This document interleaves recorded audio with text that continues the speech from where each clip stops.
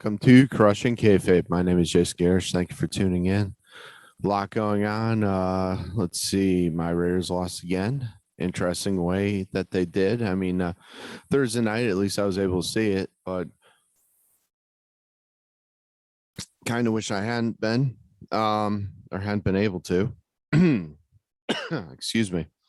Still getting over this horrible sinus infection I got, but yeah, against the Rams, Thursday night, and Baker Mayfield starting, which I kind of predicted. I knew it was going to happen. They would have been stupid if they didn't pick him up. I don't care what anybody says. And this quarterback who had about 2 days to learn the entire offensive scheme, which ended up having an incredible comeback against the Raiders. So, yeah, if that doesn't show his value to other teams, I don't know what will. But, it's not like either one of these teams is going to make the playoffs, but still, that would have been a possibility and a chance for the Raiders if they had if they had been able to pull that one through, especially considering that they dominated for most of the half, and then the second half decided not to show up. Got lots of things to say about that loss. My dog is going absolutely nuts in the background. I don't know if you can hear that, but apparently one of our neighbors' puppies is loose, so hopefully he'll calm down a little bit. But yeah, he did, like I said, Baker Mayfield played great. He played great. I'm not going to say otherwise. Kind of amazing some of the connections he can make, but the part that kind of perplexes me is the fact that Graham, the defensive coordinator, was doing some horrible play calling. I mean, a lot of man-to-man and not any real prevent or any type of zone defense and towards the end of that, and just kind of allowed Baker Mayfield to do whatever he wanted to at that point. And like I said, his timing was right on, which is incredible. I don't know how they managed to do that. Yeah, I give all the props in the world to him because he did a great job. But some horrible play calling in that game on the Raiders side. Carr didn't have a good game at all either. Man, that pick he threw in the end zone, I'm still kind of shaking my head. Obviously, I think he thought Hollins was going to be in that position. He wasn't even close. So some bad mistakes in a game that we should have won, and that's a heartbreaker right there. It really is. Really is. Excuse me. Yeah, and not a whole lot else to say about that, but I really think it's probably time for Graham to lose his job, if not the entire coaching staff. I know they're committed to this coaching staff, and I mean, Mark Davis has publicly come out and say that Josh Daniels is not going to be fired. Well, is that really something you should be coming out and saying to the public? That's something that he should be discussing behind closed doors. I know he's cut from the same cloth of his father in a lot of different ways, but it's a time for not showing your hand, kind of, and that would have been it. This really is a game they should have won, and this team is a lot more talented, a lot better than this, and even with that dreadful mistake, that interception that Derek Carr threw up, they still should have won this game because they were dominating at this point. I mean, I think McVay did the appropriate changes in the second half. Obviously, how outplay called McDaniels in every step of the way. I'm pretty much this should have been really an easy win for Raiders, and it wasn't. But weird year. A lot of people who should have been not as good as they are, good and whatnot. I mean, Mr. Relevant beating Tom Brady. Kudos to him. And the last player picked up in the draft beating Brady. That's awesome. I love to hear stuff like that. Man, I hope that gives a little humility lesson to Brady. I'm sorry. That jerk needs one. And Niners beating the beating the Buccaneers with the last chosen player in the draft. Incredible. Incredible. I'm not sure which draft that was, if that was last year, but incredible. Good job. I mean, a lot of weird stuff. Like I said, the whole Baker Mayfield thing, a lot of wild stuff going on in the NFL. Let's see. Let me send a shout out to my wife. Thank you for her and my son for throwing me an early birthday party last Saturday. Got me a couple really cool things. Made me a cake, and got me some really cool earbuds. And if you follow D&D, she got me the 5th edition Spelljammer, which I've been looking forward to. And I was really hoping she'd get me that, and she did. She surprised me with that, which is awesome. Made me a carrot cake, and there's kind of a little bit of a story behind that, because I come home and I knew she had a rough day, but I came home and the house smelled like it was on fire. And I kind of checked out the oven, saw what was going on. I saw little remnants in the bottom. I'm like, oh, geez, she didn't catch the oven on fire, did she? Looked in the sink and I saw the cake pan. So I was like, all right, I know there's a surprise coming. Cool. We can deal with this. All right. I mean, the house was still standing. The door was still on the hinges, at least up until yesterday. It came off the hinges, but that's another story. I do a little repair work last night, but that was after I got home from helping out the gentleman who owns Trenton Tabletop and Arcade, bringing a pool table into his shop. So if you're in the Trenton area of Western Tennessee, check that out. He's going to be putting up a pool table, and he'll be reopening the doors on his shop very soon. So follow him on Facebook and keeping keeping the loop with that, because that'll be really fun to see what's going on. It was a nice table. Excuse me, nice pool table, but man, was it heavy. Holy crap. Thankfully I didn't do the bulk of the lifting, thank God, but it was very heavy. So hopefully some people will show up and that'll help the shop out immensely. I think everybody likes to play pool, so good deal there. Let's see what's going on. Besides from me griping about my Raiders, a lot of stuff, ton of stuff, I should say, going on in wrestling. We had the an ROH pay-per-view this weekend. Chris Jericho is no longer the ROH champion. Looks like Claudio took that belt off of him. I got kind of mixed feelings about this. I'm glad Claudio has the belt, but at the same time, I was kind of enjoying the whole gimmick with Chris Jericho kind of antagonizing former ROH wrestlers and belt holders, and I really like the kind of anti Ring of Honor sentiment he had, even though I love Ring of Honor in the past, but and the whole concept behind it, but him kind of thumbing his nose create a great heel character for him to play, which really brought some relevance to the title, I thought, and while they're shopping around for a television deal, some interesting things happening, because I don't know if my listeners are aware of that. I'm sure they've read the dirt sheets by now and whatnot, but Briscoes are now the Ring of Honor tag team champions. Interesting move. Especially considering that Tony Khan was saying that they're soon, or I should say near to inking a television deal for Ring of Honor. How are they going to manage that with the Briscoes as their tag team champions? I love the Briscoes. I think they're great. I've always enjoyed Briscoes. They've made some controversial comments in the past and said some very controversial things, which is the reason why they didn't put the belts on them in the first place, and reason why they're not on AEW television is because the network said big thumbs down to that, said no.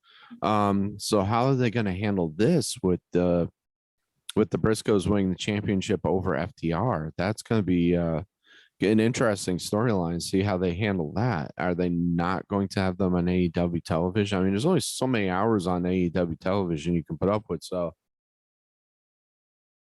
are they close to making a deal for television for Ring of Honor. I don't know. We'll see, but that adds another layer to it because I know TBS, Turner Broadcasting, whatnot, TNT and whatnot, they said a big thumbs down to Briscoes being on AEW television. So, how does this impact that? I'd like to know. Excuse me. This is a big deal. I'm happy that they've got it. Like I said, I enjoy the Briscoes, but this adds a new wrinkle to the real life storyline of what Tony Khan is going to do with ROH now. Are they going to be a team that only appears in pay-per-views kind of thing? Which not really not really sure how that booking's going to work out because at some point they're going to drop that title. Do they just write them completely off television at that point? So very interesting, very interesting. I'm going to be tuned in and see how they handle this. Some other interesting things, even more interesting though, your new NXT tag team champions, the New Day, won that the previous pay-per-view this Saturday, beating Pretty Deadly. So there's another interesting booking right there. How that's going to be worked into this whole thing? Are they going to be featuring New Day on NXT to try to bring up the ratings or try to bring up the tag team division there, try to bring some people up? I don't know. Or they bring Pretty Deadly up to the big leagues, up to either Raw or SmackDown? That's a real good question to kind of ponder. So so we'll see. We'll see how that all works out. I'm not really sure. Real good things happening, real interesting things happening, I should say. Prayers and thoughts going out to Barry Windham. I haven't seen the latest on him. I hope he's doing okay. I know that he was one of the people that speculated to be playing Uncle Howdy, which would kind of made sense since he is Bray Wyatt's real life uncle. But apparently he suffered a second massive heart attack. So prayers and thoughts going out to the Wyndham family there. Real not good news. Like I said, I haven't checked the latest. I don't know what's going on right now, so I don't know what his status is. I just hope and pray that he's okay. That would be a real sad loss, really sad loss. But we had a couple of other promos kind of, bringing that whole thing about. So they're furthering that storyline, thankfully, and they're furthering that storyline with LA Knight. So I'm looking forward to that because I like both those guys. I like LA Knight a lot. I used to follow him. I followed him in NWA back when that was worth watching. I haven't seen an NWA show, unfortunately, in several months, and that's sad. My wife and I used to love watching that every week, So I really like the old school format in the studio wrestling, with a kind of a new take on that. Now that all this is gone, I know they've made Tyrus the new champion, which isn't too bad of a choice because he does have national exposure, obviously, with his spot on Fox News. But a lot of things Nick Aldis said on his departure from NWA were not very flattering to Billy Corrigan. And that kind of it's leaving a sour taste in a lot of people's mouth. I hope that Corrigan doesn't run the NWA into the ground. I would really hate to see that. I mean, the NWA still has a proud heritage and a proud history, which needs to be upheld. So if he isn't able to continue with the company, please pass it on to somebody who can. Pass on, dear Lord, pass on to Impact. They seem to be the cockroaches of the wrestling world. They just keep not thriving, but they keep surviving somehow, keep attracting wrestlers. I don't know how, because the show is unbearable to watch. and but somehow they just keep going and going. What's it been, about 20 years now? So whatever they're doing, it's somehow keeping this stuff limping along. I mean, it's lasted longer than ROH had. If you consider, if you don't consider the current lineage of ROH to be connected to the previous one, which I kind of do, but I mean, let's put it this way: ROH existing as its own company. How's that not a brand name underneath the AEW banner?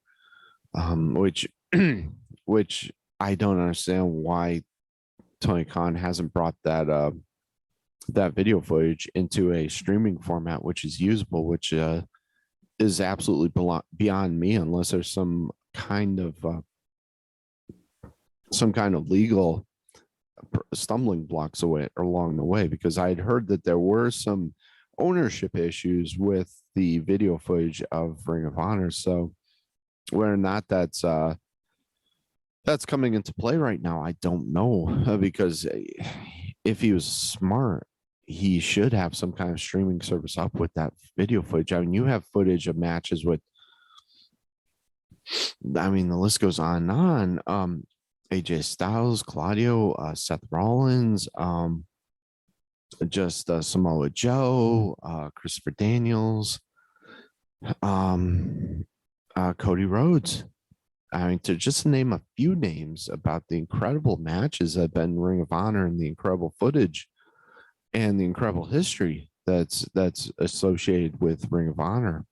He really needs to do something with that, and he's dropping the ball right now. It's been too long, but really needs to do something with that. Really, kind of all I had going on as far as talking points. Today's probably going to be a little bit shorter show.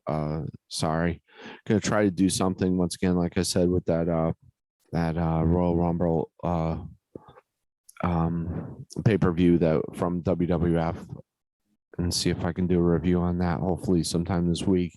I know I've been saying that for 3 weeks now, but the holidays have just been absolute murder, and it's been real bad. But like I said, thank you for everybody for tuning in. Like, give a shout out to ourselves, Crushing Kayfabe, crushingkayfabe.com, Crushing Kayfabe with a K. Check us out on YouTube, Spotify, Patreon. Please become a patron of the show. It's just $1 a month. It's only $1 a month. I know it's hard for people right now with gas prices and Christmas coming up. It's hard for people to part with a little amount of money, but that definitely keeps helping the show and keeps the lights on, and hopefully we can continue to do so, which would be awesome. I've enjoyed doing this show for the past year, and thank you to everyone that's tuned in, whatever means you're doing it, whether it's Spotify, YouTube, Google Podcasts, any of the various forms of media that we're available on. Thank you. I don't know if you can hear my dog going absolutely nuts in the background. I apologize for that, but there is another dog on the loose. Like I said, he's defending his castle against that dog, even though he doesn't have to. But thanks to him. Let's see what else we then and now.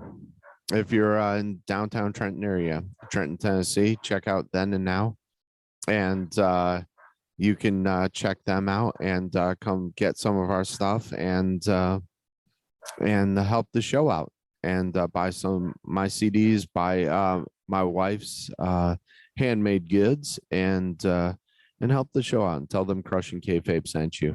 And while you're there in downtown Trenton, Tennessee, check out Trenton Tabletop and Arcade. Like I said, I helped the owner yesterday bring out a pool table that was graciously donated to them. They'll have that up and running very soon, and but follow them on Facebook. They'll be reopening soon, and check them out, because that's a really cool thing they've got going on. I think, tables for gaming of all sorts, and check them out, and hopefully hopefully they'll continue to do what they do, and like I said, help them out. And what else do we got going on? That's about it pretty much. Thank you for tuning in. Thank you for giving support out to the show. Hopefully thoughts and prayers out to Ukraine. Those people are still suffering, unfortunately, but help them out. And that's about it. But thank you so much for tuning into the show, and God bless.